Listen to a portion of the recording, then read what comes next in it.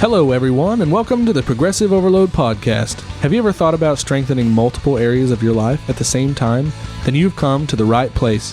Our goal is to help you identify ways that you might need a progressive overload to break through those plateaus and keep you growing. What's up, Progressive Overload family? How are you guys today? Welcome to the Progressive Overload Podcast, where our goal is to reach lost souls in the gym, kitchen, and our broken world. I'm sitting next to the most beautiful Tyson Burwell. Right here. Yep. And in the studio booth, we got Adam Lazarine. I could flex, but it won't matter. Yeah. just know he is beautiful as well. Massive muscles. Doubt that. I appreciate your confidence in me, though. Well, happy Halloween, everybody. This is, I think, it's close to Halloween. Nice. By the time this episode releases. So, are you guys going to be dressing up?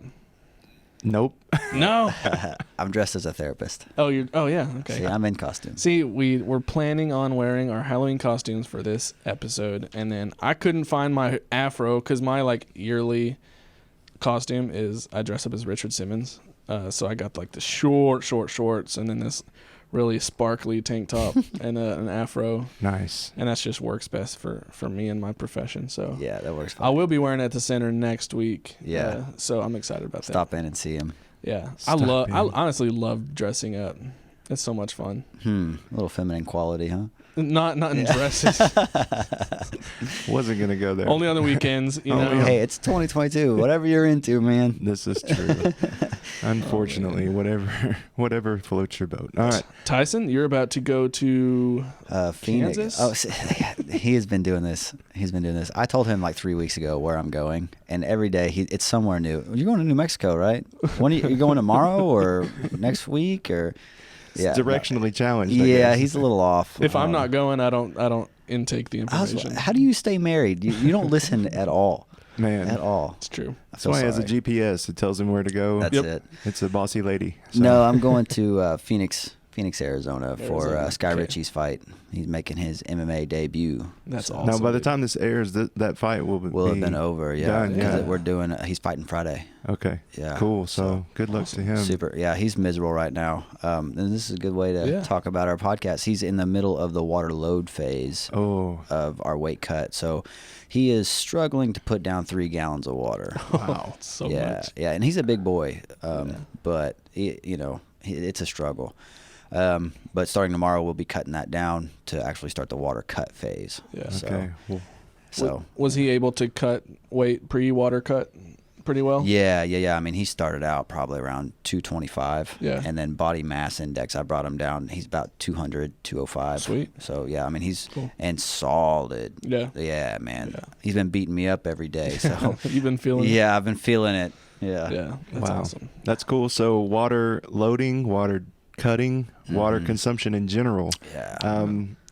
I don't drink enough water. Can anybody else relate to that? Totally, man. Right here. Okay. Yeah. Fail. So where do we even start with this? I mean, so with hydration, it's one of those things that we all know we should probably be drinking more water. It's nobody really needs to be told that. They need to be reminded that, but deep down everybody knows, all right, this coffee and Diet Coke isn't cutting it. And even myself, Tyson and I were discussing the other day, or yesterday, what we wanted to talk about. And I was like, man, I feel like I'm probably not qualified to talk about this because today, let's see, this was 4 p.m.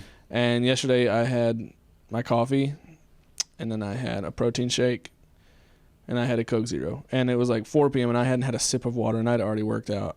And you'll know, I was like, oh, I went after him about it too. Oh yeah. I know.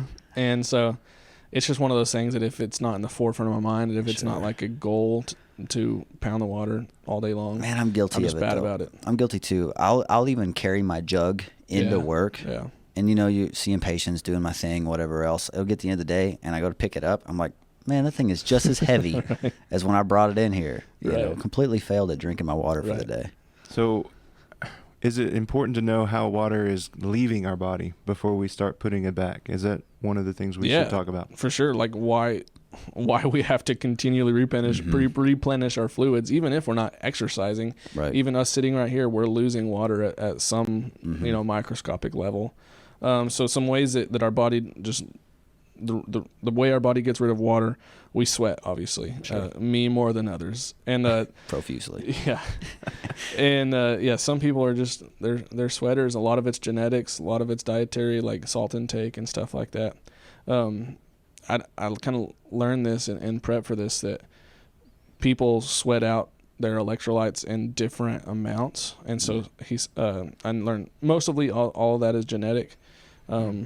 But like for me, if I wear a hat and I sweat one time in it, it's gonna have those white sweat rings on them. Which some people can sweat in a hat and they'll never have those white rings. That just means I'm genetically I sweat out more sodium than most people do, or than those other people. The white ring is in fact salt, right? Pretty much, yeah. That's sodium. Okay. Or electrolytes, yeah. Yeah. And we'll talk more about electrolytes at the end, but I thought that was interesting. Yeah. Yeah, I know you also have listed here evaporation. And interesting enough, whenever we're cutting weight for our fights, a lot of times right after we're actually cutting the water out, guys will wake up after just sleeping. I mean, they go to bed at a certain weight, and they wake up like 3-4 pounds lighter. And it's literally just them evaporating through breathing and snoring or whatever. Right. Right, and just skin. In order to maintain body temperature, we're going to evaporate that water at all moments of the day. Right. Yeah, your vital organs have to have it. Yeah. That's why it's vital to life. Sure. Absolutely. You may have it on here, but like over 50% of our body is made of water. Yeah, and so sure. you gotta have it. You have to have it. Yeah. It is a foundation of life on Earth. Right. Yeah. 50% water, not coffee. Well, tea. I'm having coffee right now, no doubt. It's interesting because you always hear, like, in survival situations, I think through those things, and I'm like, what are the things that they have to have? They have to find shelter. They have to find water. Yeah. And, sure. That's pretty much the top of the list. Right. Because you can go for, 3 days without water, roughly? From my understanding, yeah. In a survival situation, but you can go a couple weeks or longer without food. Sure. Right. As long as you have a little bit of water or something with water in it to replenish it. I may be getting ahead of us, but no, it's fine. All right. So we lose water, and then we have to properly put it back. Yeah. And I like how you said that, properly. What is the proper way to put water back? Is this like going down the slip and slide in the summer? Right. Does that do it? So I think it's important. I'll let you give your input too, but another thing that I learned that I wasn't just super keen on, or is that the right word? I wasn't. Is that the right word? Yes. Keen? Yeah. Keen, okay. It didn't sound right. Well, nothing sounds right when you stop. So when I'm focusing on drinking water, I pound it like I'm sitting there chugging it, and then I won't drink again for another hour or two, and then I'll chug, won't drink it again, and apparently that is a terrible way to go about it. And I learned that because he'll basically say that it's that chugging where you're just getting a liter at a time or whatever is giving our body the false sense of hydration. And what it's going to do is it's going to kick in the mechanisms to excrete it because we think hormones. We're overhydrated. Right. And I hope that's not what you're going to talk about. But and so it's way more important to constantly drink in small amounts throughout the day rather than just taking it all in at once like I do. Yeah. I'm guilty of that. I will take it in all at once. Like it's nothing for me to do a half a gallon just all at once. Right. And then I'm done though for a while. Right. Checked it off your list. I kind of have to, and then I'll go back to it later. Yeah. But I guess that's not the proper way to do that. Yeah. And I will notice too if I'm drinking like that, I will, when I finish, my body will start to sweat. I'm like, okay, what's happening? Yeah, because you kicked in that response to being overhydrated, and it's trying to get rid of some water now to maintain its proper salt levels. And that's super important too for fighters rehydrating, or bodybuilders, or whoever's cutting weight for their, to rehydrate. You have to, first of all, you want the water super cold because you keep your core body temperature down. And then you also want to, like you said, sip water, and that allows the cells and everything else to actually get the water instead of just pushing it all back out. So is there? I've heard this, and you guys may be able to tell me right or wrong. But if you do super cold water, then does your body then have to heat it before it can absorb it? I've always heard that too. I'm not sure on the science. Is there science behind that? I'm not sure. No clue. No clue. That's a great question that we have to answer. Was not covered in my degree. Right. All right. Good. Yeah. So at some point, lukewarm water is not great. Even scripturally, that's not good for your stomach. There you It causes you to throw up. Spew you out. That's right. But then the cold water or tap water, if you will, any water is good at some level. Right. Any water. Yeah, for sure. I know whenever I was doing research and stuff for rehydrating my fighters, it always said as cold as you can get it, though. And I think it is what you're saying. It allows the body's got to hang on to it for a little bit longer instead of just pushing it right out. Yeah. Okay. Makes sense. A little bro science in there. I know. I love it. I like bro that. Science. So when you guys are dialed in on your hydration and you feel good, what are the most obvious ways that you feel a difference in the way you feel? For me, it's probably my joints. My joints do not ache. Like if I'm underhydrated or dehydrated in a certain sense, I ache. Like the first few steps are hard, and I don't mean like debilitating, but I can feel it, and that's just I don't know, one of the few things that I feel immediately different whenever I'm hydrated. Right. What about you, Tyson? For me, this sounds maybe a little feminine on my side, but my skin, I can definitely tell when I'm dehydrated and when I'm hydrated. I feel it in my lips first. Oh yes, I hate chapped lips. You feel that just that dryness, and you're like, oh, I haven't drank enough water. Like as soon as I feel it, I know. Do you guys use lip balm? No. I buy it all the time, and I lose it within a day of opening it up. Oh, good. See, I don't buy it because I don't use it. If anybody out there has ever opened up a lip balm and used it to completion, you have my respect. They get a reward. Yes. That's right. There needs to be like some money at the end of it or something.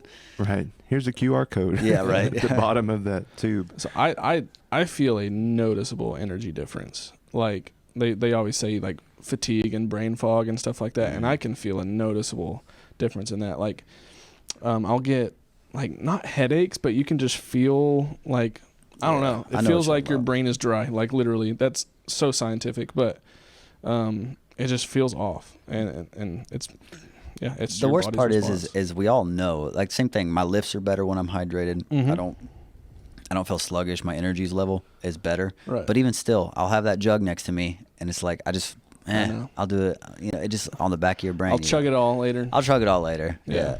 Okay, so what about the people that just go, I don't like the taste of water because okay, so can we talk about that for a second? Yeah. Because what if they say, I'm going to use one of these packets and pour it in there to make it better? Is it still water at that point? In my opinion, yes, but it's just not ideal. Why not? Because they're putting more salt in it? Or No, it has nothing to do with that. It's just the chemicals and artificial sweeteners and a lot of those things that we're not real sure about. At the same time, like we use that every single day at our house. That's what my daughter drinks, the Propel stuff and those lemonade squirt things. Like we use that all the time. And it's good for, sometimes I just have a bad taste in my mouth and water just doesn't really taste really good. And I don't know. Well, I'll tell you what I tell my fighters. Suck it up. Yeah. That always helps. You need drink. You want to fight better? Well, drink water. Right. I don't care. It's not about It's not about what it tastes like. I don't like it. I don't care. Drink it. I like your whiny voice. I like your whiny voice. I hear it all the time, though. That's awesome. Anyway. No. But that's different when you got a kid, right? You can't really be that way. Or you can, but they'll resent you later. Right. Suck it up. Right. I'm going to tell my kids that. Yeah. Well, I'm torn with it because I don't want my daughter to just like never want to drink water. But if it's available at home and I give her a glass of water or a sippy cup of water, she'll be like, I want lemonade. Like, and why wouldn't she want it if it's readily available? Yeah. And so, I don't know. It's too bad. Yeah. Yeah. And so at a certain point, we talked about this in one of our previous episodes. It gets to the point with us, with our kids. It's like, these are your options. You can have water or water. Right. And they understand. And most of the time they just do it because they understand there's not any other option. Right. And my wife likes the True Lime packets, and it has to be true because it says it on the package. Yeah. Brilliant marketing. Brilliant. And they do taste, I drink enough plain water, and when I put one in there, I'm like, oh my gosh, this burn's going down. What am I drinking?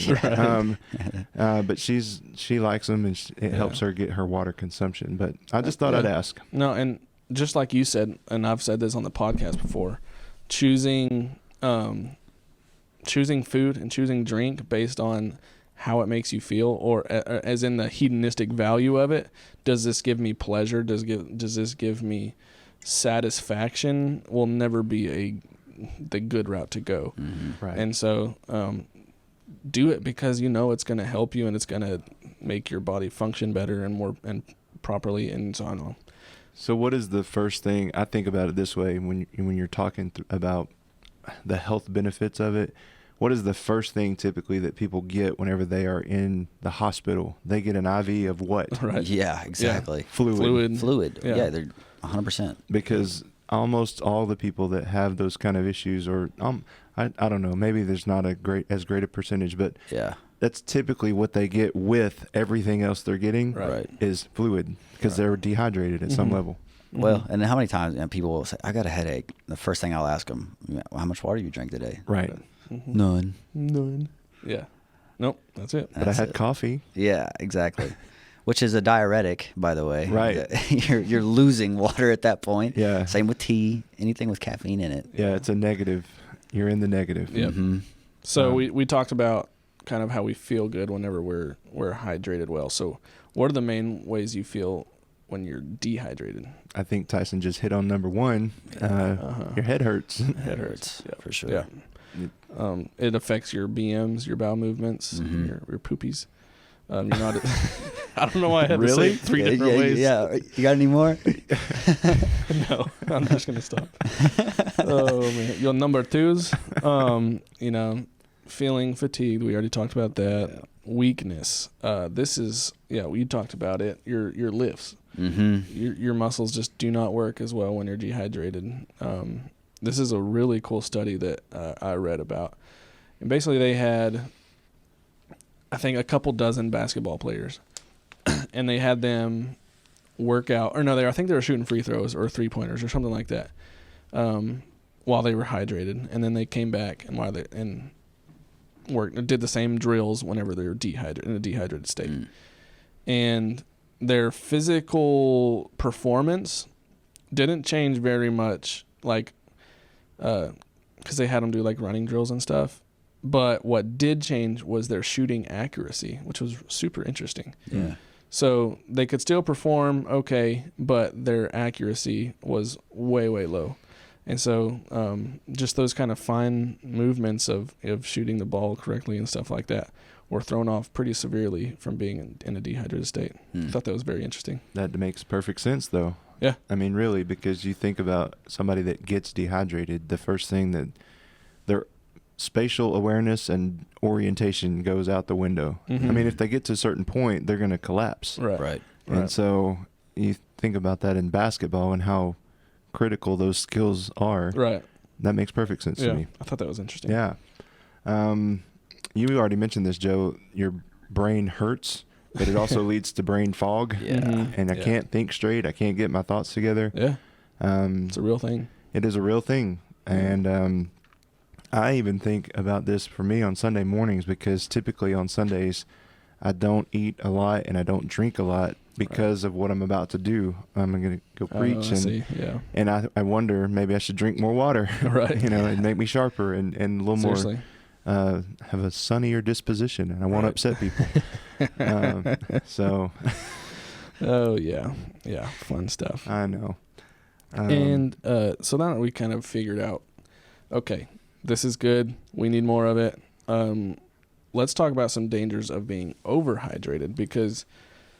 Well, before we do that, I just saw the cramping one. Oh, yeah. Holy cow. It is so painful to see like a fighter when in the middle of a roll, especially something, what jiu-jitsu is so like so much squeeze. Oh, yeah. There's so much muscle activation. Yeah. And you can get people to tap real fast when their calf cramps up, Mm-hmm. I bet. Yeah, and that's another thing. Keep drinking your water, making sure you don't cramp up. But I don't know. I just had this memory of not too long ago, Sky Ritchie was in the process of rolling with Brian, and he just went to wailing like a child, like screaming. Oh, no. I was like, oh my God, what's wrong? Yeah. I thought he'd broken like his knee, ACL, and then he started, limping around saying his calf was cramping. It was so funny. They are very They're painful. Vicious, man. Yeah. It takes me back to my training days, because it's a big deal in competitive sports. Right. The water consumption and cramping and all that stuff, because we would tell athletes at least, for sure we'd start telling them the week of, if a game is on Saturday, we're going to start hydrating Monday. Right. That's probably too late anyway. But you're getting close to the threshold. And even, man, if you're trying to hydrate Friday night before Saturday's game, or if you're a high school athlete or you're a parent of a high school athlete, you need to drink more water today. It's Thursday. You have a game tomorrow. Right. You're already behind the curve. Yeah, you're behind the ball. Yeah. And so those cramps come, and there's not enough pickle juice in the world to, to offset that. And why did I say pickle juice? Because it's salty and it's a liquid. Right. That was like the original Gatorade. Right. In high school, like on a Friday night where before our football game, we would meet for our athletic period at lunchtime or before lunchtime. And we would, talk over our game plan and blah, blah, blah before the game. And our coach would have like 3 or 4 of those big Gatorade jugs full of just like Gatorade concentrate, basically. Like they would dump one of those whole buckets in there. And nobody got to leave until all of those were gone. And so we would all just sit there by the cooler refilling it over and over. And we were like all physically sick by the end of it every single time because he made us drink so much of that Gatorade concentrate. That's a lot of sugar and salt, though. That's probably not healthy. It's probably not. I like... What was that? I'm not sure. Yeah. I like the idea, but probably not the most safe thing to do for kids. So... Right. He just didn't want to pour it out. That was the thing, probably. Probably so. No, it was an attempt to not let us, not make us cramp up and everything like that. I was talking about water. Keeps making me thirsty now. I know. I had to get a drink a while ago. So let's talk about overhydration and also kind of while we're talking about Gatorade, electrolytes, because a lot of people don't really fully understand what electrolytes are. Not that I have just this amazing grasp on it, but hopefully we can teach you a little bit about it. Do tell. Yeah, so dangers of overhydration. And so what I wanted to say about that is, like, if we're overhydrated, it's just as dangerous as being underhydrated. Because what it's going to do is going to dilute your salt and water system. Because I think we talked about it a couple weeks ago that we have systems in our body that are meant to regulate our salt and water intake and composition. And so electrolytes. What do y'all guys know about electrolytes? Well, to your point, the body wants to be in homeostasis. Like, right. Anytime you flood something with something that's not there initially, your body's freaking out trying to get it back to how it should be. To regulate, Yeah. And so when you flush out all your electrolytes, what I understand electrolytes typically is using the nervous system to basically keep your alert. All we are is electrical systems with water is all we are. Yeah, literally. And so those are basically our wiring is the electrolytes. Yeah. And without proper electrolyte levels, you'll cramp up. You'll have all these issues because that's what that is. It's like a short circuit, and your muscles will activate when they're not supposed to and whatnot. So literally every single muscle contraction, every movement, every thought, everything that is done in our body is caused by an electric signal. And the electrolytes are positively charged ions or whatever you want to call it that help that contraction take place. So some of the most popular electrolytes: sodium, chloride, potassium, magnesium, phosphate. So most of the common ones are like sodium and chloride and potassium and stuff, but they're just super important because our cells have to work without, or they can't work without electrolytes. Anyways, which is kind of something as fighters we have to balance, especially when we're cutting weight, because first, like I said, we have to go through this water load phase, and also salt will make you hang on to water. So it's this balance of trying not to get enough salt where you're not having all these cramps and everything else, not trying to dilute it, but at the same time you don't want to maintain your water weight, so you're cutting back on salt and cutting back on the carbs. Yeah, and that's why, like, the keto flu. If you've done keto out there, you've had the keto flu. It's a real thing. It is, and that's why you can combat that by adding some Himalayan sea salt to some more Himalayan sea salt to your meals, or more electrolytes and stuff like that. Why can't I just use out of the Jacksboro rock pit salt? Well, I was like, probably good. What's the difference between the Himalayan salt? Is that I know it's pink. What is the difference? It's probably maybe a little bit more natural and just got a better profile than just straight up table salt. I see. Yeah. Profile? Like nutrients. I'm not looking at the salt. I'm looking at the profile of salt. What's its dating history? More minerals and stuff like that. I'm with you now. A nutritional profile. Yeah. I got you. I'm talking about his Facebook profile. Yeah, that's it. It's from Himalaya. But is it worth the extra $3? I don't know. Don't know enough about it. Not to my budget. One thing I will say, it tastes different. See, I do think it tastes different. I don't like it. I'm just picking on you. But I do like cooking with those salt blocks. Y'all ever done the steaks on those salt blocks? Holy cow! It's for some. I don't know if you have one. Yeah. Nuh-uh. Yeah, dude. Oh, so good. They're good. They're cheap too. They're like shrimp on it is bomb. For sure. And that's a good way to get salt on your food without over salting it either. Yep. Salt for sure. Yeah, they're like $20 on Amazon. You can get them, and then you just put them on your grill or in the oven or whatever, and you can grill right on it.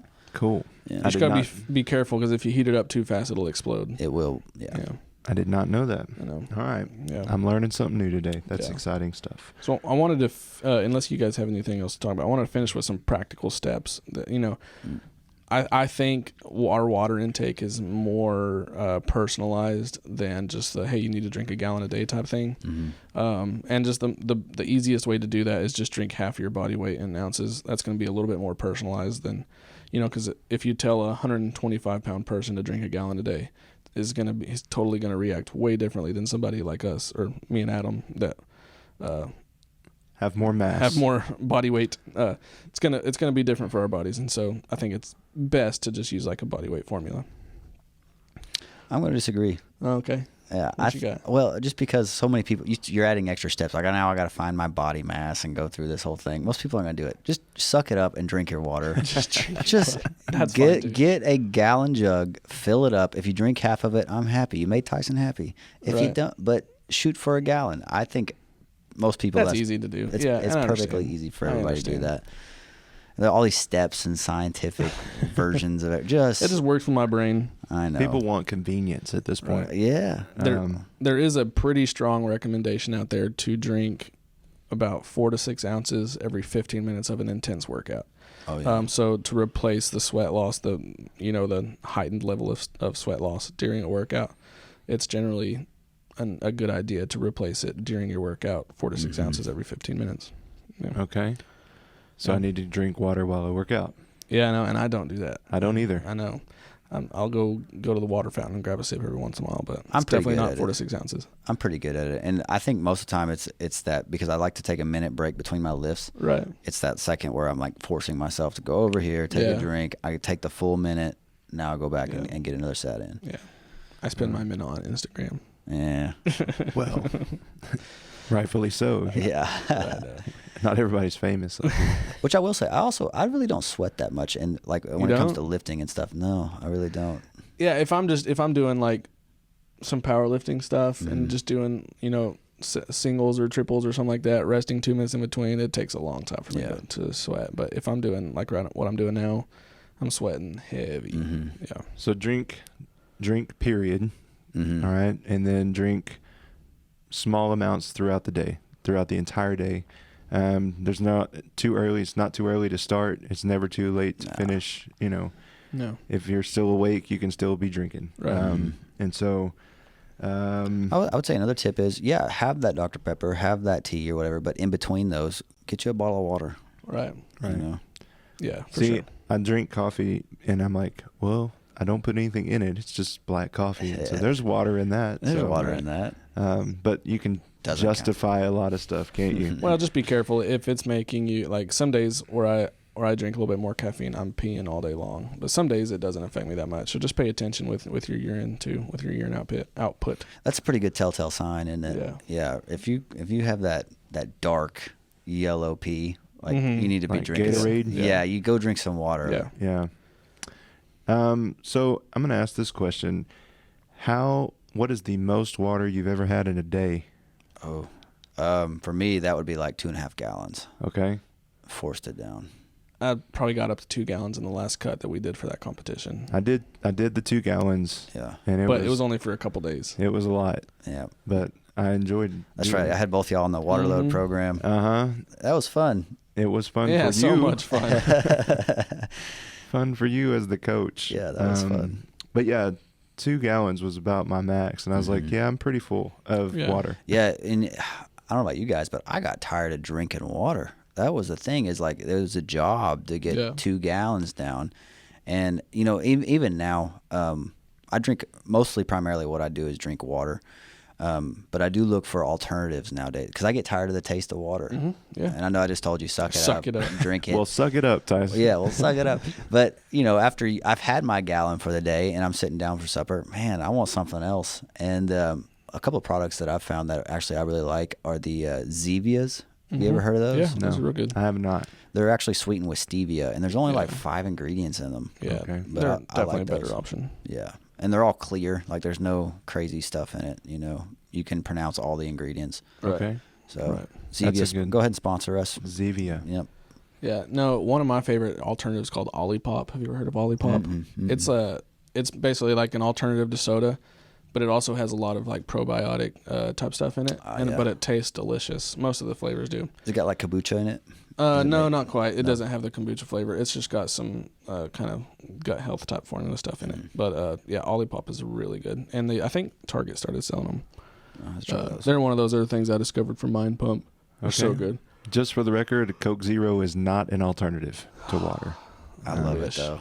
I know, and I drink it too sometimes, but yeah, it's whenever let me just say this: there are certain foods that are just better with Coke Zero than there are with than it is with water. And typically, if I'm cheating, like pizza, all right, you got to have that carbonation to go with it. There you go. You just have to. But even when I'm like eating like crap, I will never go drink like a full calorie Dr. Pepper anymore. Nah. I couldn't tell you last time I had a full calorie Coke. Right, same. Yeah, there's no different, no reason to do that. No reason. Okay, so interesting. So here are a couple things that I was thinking through as we were talking about this subject. Water is mentioned a lot in Scripture. Yeah, it is. And so there's one particular moment that I want to talk about in Scripture. This is the Samaritan woman at the well. And clearly she is at a well of water. And Jesus comes up to her and actually asks her for a drink, which is unusual because he's Jewish and she's a Samaritan, and those two people do not mix. They don't get along. And so she's taken back by that. And she's like, why, kind of like, why would you even be talking to me? But then she turns around and he actually asked him a question. And she said, why are you willing to associate with me? And he turns around and tells her, if you knew the gift of God and who it is that asks you for a drink, you would have asked him and he would have given you living water. That's in John chapter 4. Right. And so this idea of living water, and you think about our bodies and the things that we need, water is definitely one of those things that we need. And then Jesus calls himself living water. And she doesn't understand. She's like, sir, tell me where I can find this water so I don't have to keep coming back to this well. Yeah. Because it was kind of like a big ordeal to get water. Sure. You know? And we take that for granted because we can go to the sink and turn it on. This was not the case for her. And she's like, where can I go to get this living water so I don't have to keep coming back? And he says, basically, no, you don't understand. What I'm offering you is something completely different. And it's not going to quench your thirst physically. It's going to quench your thirst spiritually. Right. And so I thought I'd pull that out and bring it to our attention and ask you guys, what do you think about Jesus being called the living water? Yeah. I love that story. That's one of my favorites to talk about. And as far as, I don't know, I feel like being called the living water. And it kind of goes back to us on a cellular level almost. Like how would we can't live without water physically, and it's getting in that mindset to where, Jesus, I can't live without you. I am. Anyways, that's kind of where my brain goes. Yeah. Okay. Yeah. See, that's good. I think you're right. I think it's one of those things that we really take for granted that, if you know Christ as your Savior, then you're going to understand and have that that satisfaction. Right. And I think one of the things that water does that we did not talk about is it really satisfies you. Sure. It is satiating. Is that the right word? And don't ask him. He doesn't know. I know. Well, ask Tyson. He's the smart one. And it really does. And you think about Jesus in that way and how he meets all of our needs, even the ones that we don't realize we need met. Right. And that's kind of what water does. It's meeting needs that you don't even realize on a cellular level, like you said, Joe, and then on a spiritual level, as him being the living water, we're getting our needs met that we don't even realize need meeting. That's right. And water does all of that, and he's the living water. So there you go. That's my take on it. That's good stuff, man. I wanted to hear the story of him turning it from water into wine. Yeah. That's that we can do that. Maybe we'll put that in the episode when we talk about wine. There you go. And I figured alcohol. we would do an alcohol episode at some point. Yeah, that's a good. I will be like a fish out of water on that one with you guys. But fish out of wine. Yeah. Nicely done. Nicely done. I'm completely colorblind. I don't know that. Yeah, you would be a whiskey guy. I could tell. Whiskey? Already. Yeah, you'd be a whiskey on the rocks guy. I just sit there and sip it and be mellow. Yep, that's it. Okay. That's you. I could see that. Not that I'll ever find out, but oh, come on now. One day I'm going to get at him with a good cigar, some good quality whiskey. You already lost me right there. I just cannot do. I got to. Man, it's just an itch that I never needed to scratch. It's good for the soul. No, that's not. I'm sure that's in the Bible somewhere. Well, I'll look for it. Okay, yeah. I'm going to look for it. Let me know if you find it. Yeah. Well, saying all that, let me just remind you, drink some water today. Yes. Drink some water. Find the nearest water fountain. Find the nearest convenience store. Stop and grab you a big bottled water and drink it on the way home if you have a drive while you're listening to our podcast. That's one thing we didn't talk about, but these special types of waters that they're always selling. Yes. all the pH water. The pH waters. Glacier. Himalayan glacier That's water. one thing we didn't touch on. From my understanding, doing some research on that pH stuff, it's all just BS. Is it? Yeah. Your body regulates the pH levels of your body without. I figured it did. Yeah. If you sit there and ate a lemon, your body's not just going to suddenly going, oh no, there's too much acid in here. Your body figures it out.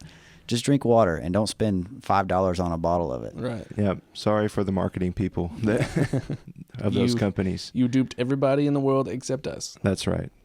All right.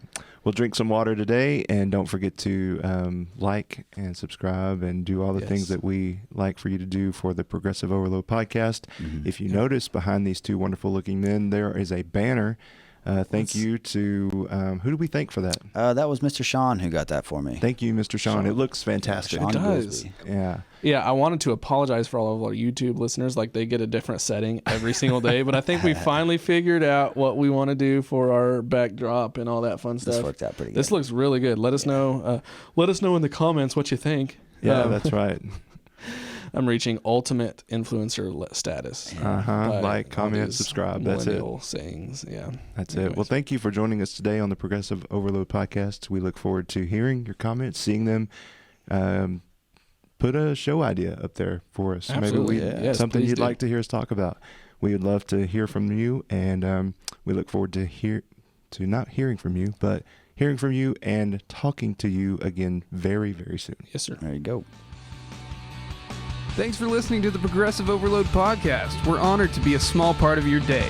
If you have any questions, comments, concerns, or are interested in sponsoring our efforts, please feel free to reach out via email. Find us at progressiveoverloadpod@gmail.com. Don't forget to subscribe and follow our podcast so you'll be notified when our next episode drops. And as always, you can help us reach the masses by sharing our podcast with your friends and family. And then check us out on Facebook and Instagram to follow our own personal journeys and get an inside look on our day-to-day lives.